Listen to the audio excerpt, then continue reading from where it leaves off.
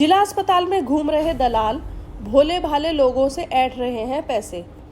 कभी अल्ट्रासाउंड के नाम पर तो कभी दवाई के नाम पर रिश्वतखोरी चरम पर। डॉक्टर से लेकर कर्मचारी तक का रवैया बेहद खराब। मरीजों व तीमारदारों से करते हैं बदसलूकी। मुजफ्फरनगर जिले का स्वास्थ्य विभाग लगातार चर्चा में बना हुआ है। कभी स्वास्थ्य कर्मियों की बदसलूकी तो कभी भ्रष्टाचार के मामलों ने सरकार के सभी दावों को झकझोर कर रख दिया है। आंख मूंद कर बैठे मुख्य चिकित्सा अधिकारी भी आए दिन इन मामलों में लीपापोती कर मामले को रफा दफा कर देते हैं।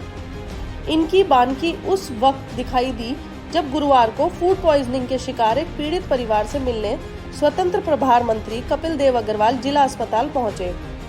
हैरानी की बात यह है कि कथित स्वास्थ्य विभाग का एक कर्मचारी 300 रुपए की घूस लेते मंत्री के सामने ही रंगे हाथों पकड़ा गया।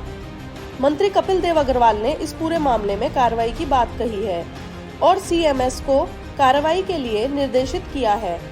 दरअसल नगर कोतवाली क्षेत्र के उत्तरी रामपुरी में बुधवार देर रात फूड पॉइजनिंग के चलते एक परिवार के 5 लोगों की हालत बिगड़ गई। परिवार के 5 लोगों को अस्पताल में भर्ती कराया।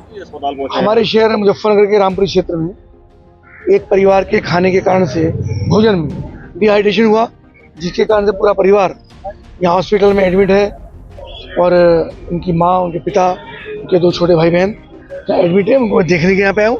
अस्पताल में डॉक्टर से बातचीत की है और जो भी व्यवस्थाएं यहाँ कुछ लोगों ने मुझे शिकायत की है उनके संबंध में यहाँ चिकित्सा अधीक्षक है, उन पर तत्काल कार्रवाई करने के लिए कहा। तो मंत्री जी के यहाँ पे पैसों की बात हुई है एडमिट को लेकर, मैंने बताया ना जो शिकायत मुझे मिली है उनके संबंध में सीएमएस को तुरंत प्रभावी कार्रवाई करने के लिए कहा है। कि कोई भी, मैं आपके माध्यम से ये भी अपील करना चाहता हूँ जन सामान्य से कि अस्पताल के अंदर किसी भी चिकित्सा का कोई पैसा नहीं लिया जाता और अगर पैसा कोई मांगता है तो उसकी रसीद मांगे, रसीद देने के बाद ही पैसा।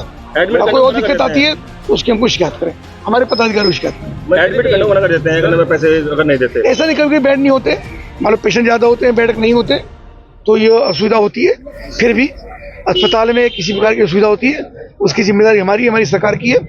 और मेरा निवेदन है कि किसी के बहकावे में ना है, किसी को पैसा ना दें और अगर देते हैं तो प्रकार पूरे अस्पताल एक ही परिवार के लोग एडमिट हैं तो कहीं खाने में गड़बड़ी। खाना तो घर में बनता है, अस्पताल बनता नहीं है, पर सबका इलाज चल रहा है, सबको सही प्रकार से ट्रीटमेंट मिल रहा है। लगातार शिकायत आ रही है पैसों को लेकर।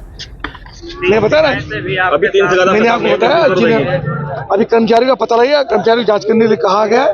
अगर ऐसा विषय होगा उस पर एक तो मौके भी पकड़ा गया है तो आपके सामने में उस पर कार्रवाई करने के लिए कहा। वो निश्चित रूप से निलंबन होगा, उसकी कार्रवाई। उसको निलंबित करने के लिए आदेश दिए, उसको मौके पर ही निलंबित करने के लिए आदेश दिए।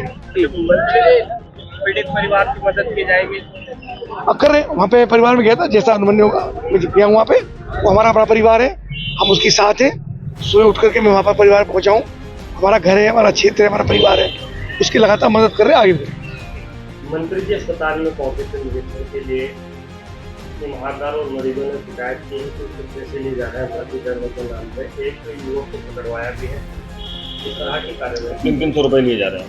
आज माननीय मंत्री जी का सुबह आए थे, वार्ड में आए थे। उन्होंने देखा वार्ड में कि कुछ पेशेंट के अटेंडेंट ने शिकायत की है कि मतलब किसी को उन्होंने 300 रुपये दिए हैं। तो उसके लिए हम जो भी पेशेंट को जो भी लिया है उसको हम देखेंगे और उसके खिलाफ कार्रवाई करेंगे। अगर इससे कोई मिलता आदमी है तो खिलाफ पूरी कार्रवाई की जाएगी। लगातार अस्पताल से शिकायत आ रही है पैसों को लेकर। नहीं, शिकायत आ रही है। मैंने सब जगह लिखवा भी दिया है कि कोई किसी को पैसा ना दे, अगर देता है तो हमारा नंबर है, उस पर करे।